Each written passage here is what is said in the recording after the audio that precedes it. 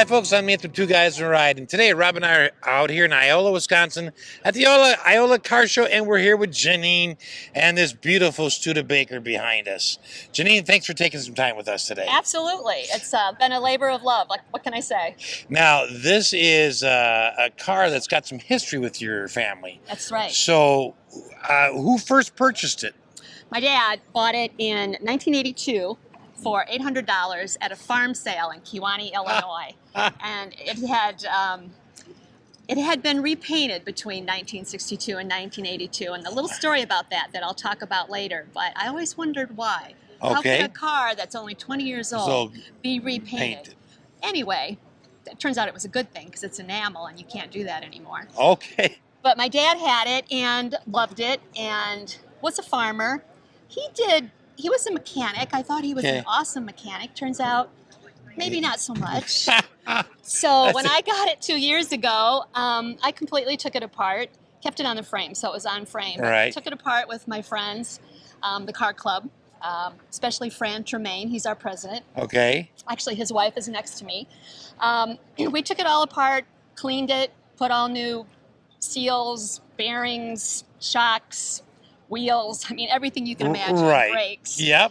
And it runs like it did when it started in 1962. What can I say? So you did this along with the club? I did it with my club's president. He has a shop. He has a shop. So you were able to use that shop and his knowledge, but you were actually in there hands-on. Oh, absolutely. Every step of the way. Okay, so taking a step back, what got you into cars? My dad was a Studebaker fan. Okay, and that's why he bought the car. That's why he bought the car. His very first and only brand new car was a 1951 Commander that he brought me home from the hospital in November. Oh. So he had Studebakers all my growing up. I learned on a 3 in the Tree 59 Lark. He was a Studebaker avid fan, and you know he just never got a chance to enjoy it like I have. So when I took it over, I told myself I was going to make sure that I had opportunities to enjoy something it he wants to do, show maybe it to other people. Didn't quite get it to that level, but you have. Yes. Now, you have had it repainted. I have not. It was repainted between 1962 and 1982. I have just clayed it, buffed it, and polished it. Wow. It's an amazing paint job. It's enamel paint. It's enamel, which you can't do anymore. You can't. Nope, it's against the law. That is really nice. Holy buckets. Now, did you have to have that repolished? Nope. The only thing that my dad, did I mention he was a farmer? Yes. So everything in the farm is good enough, right? Yes. So there was a little problem with this particular fender that this would pop off. And what he did was he put, and they weren't even stainless steel, he put 3 screws. That sounds like a farmer. Hold it on. It works, right? And it worked. But when I finished the job, I thought, you know what, I think the screws need to go. So I ordered a new piece and put it on. And I just ordered 2 more because I got door dinged in the TJ Maxx parking lot. But that's another story. Because I do drive it.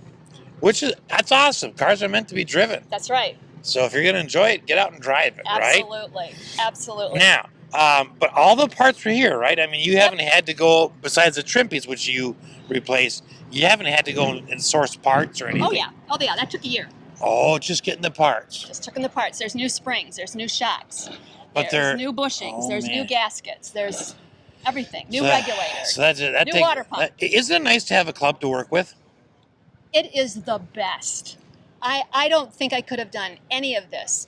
And, you know, I asked my club president once, why did you commit so much time to helping me with this car? And he said, if I hadn't helped you, you would have sold it by now, and I didn't want you to sell your dad's car. So there you go. It's a passion for cars. All right, let's walk around the back here for a minute, and we'll get back because we want to take a look at that engine. The interior. All original. Are you serious? I'm very serious. It only has 47,000 miles. And it's not even covered in plastic. Nope. Man, that is clean. Well, that's a lot of Especially, elbow grease.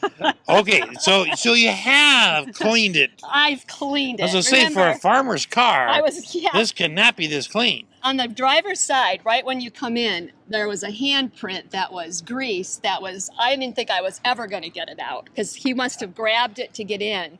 And of course, his hands were always greasy from working on the farm, working on tractors. Yeah, combines. if you're a farmer, it's a little bit of a disgrace to have your working car that's clean. Yeah. You got to show that you've been doing something, right?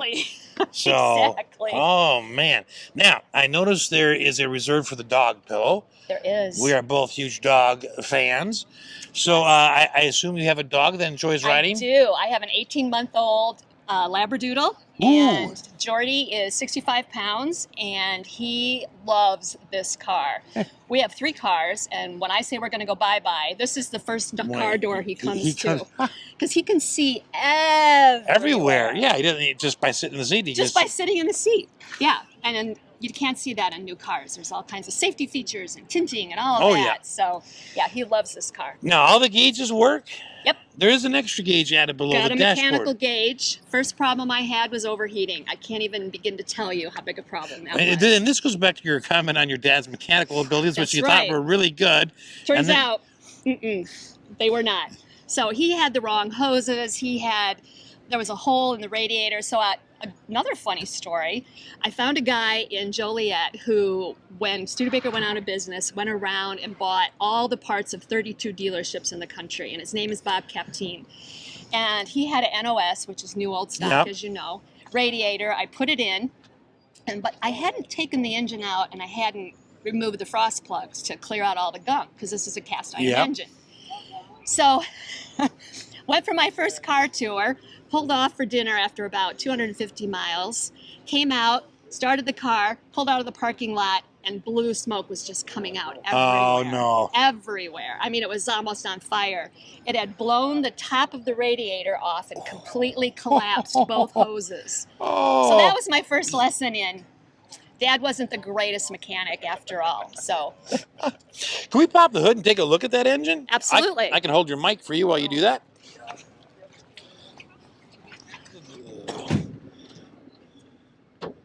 This was an everyday. Oh man, I love that. Ooh, I like that. That's all original. It is. Right? That was my goal. I want it. The only thing that's not is we put the oil filter on and the burp tank for the radiator to help with the overheating and the spillage. Okay, but there's a few things you do to help it make it drivable, Absolutely. Right? Yep. More reliable. But otherwise, you're pretty much looking at all original the way it would have been from the showroom floor. Yep. A lot of scraping, a lot of sanding, a lot of contortions inside that department trying to clean all that when the engine was out. I bet that, you know what, Janine, it came out so beautiful. It's always fun to see a nice clean engine with the whole painted bay. I love that. It really sets it off. It was nothing compared to the undercoating. I scraped about 2.5 inches of farm and grease and sand and manure and road. And the first day, I wore a headscarf. The second day, I wore a headscarf, goggles, and bib overalls. The third day, I wore a bunny suit with all hazmat on the front of me. It is a job I'll never do again. But that's what preserved the car, too, maybe. It is exactly what preserved the car. Now, this is interesting. So this cover only covers part of it. That's right. What is that the way it was from the factory? Mm-hmm. Yep. Why? This is the new one. You can see that the old one was here. Yeah. We think it's for the battery. Yeah. Okay. So it doesn't catch fire. Okay, fire. It wouldn't. Yeah, because it's fairly thick. Yeah, it is very Thicker than modern cars. Yeah. The original one was just kind of like a horse blanket. Yeah. And this one took a lot of noise away. Yeah. Because I will tell you, old cars are not quiet. No. Now, this is a 3 on the tree here? This is a Flight-O-Matic. This is automatic. Oh, it's Flight-O-Matic. Okay. Flight-O-Matic.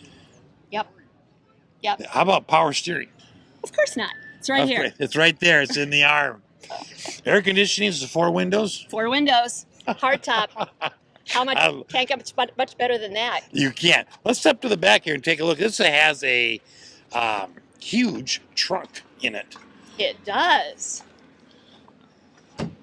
That's like because it extends. I know you got stuff in there. We won't open it, but It goes way it goes underneath. yeah, Yes. like up to here. Well, it was advertised as a passenger family car, Even though it's 2-door. even though it was 2-door. They didn't make very many of these, and they didn't sell many of these. But the 4-doors were obviously much more popular. Right. It just makes this one a little more rare. My granddaughter, who's 5, calls it the Jetsy car because the back I was just the gonna back say lights look like jet engines. look like jet engines. Yep, that's so that reference, and then you got sort of an airplane on the front. Yeah. on the front. Yep. Oh, It's not a my bullet gosh. nose. I wish it were, but it's not. Now, is this the original sales sheet in the Yes. back window? Yes, it's a copy of it from the Studebaker Right. Museum. You can call and get the original. So the original price,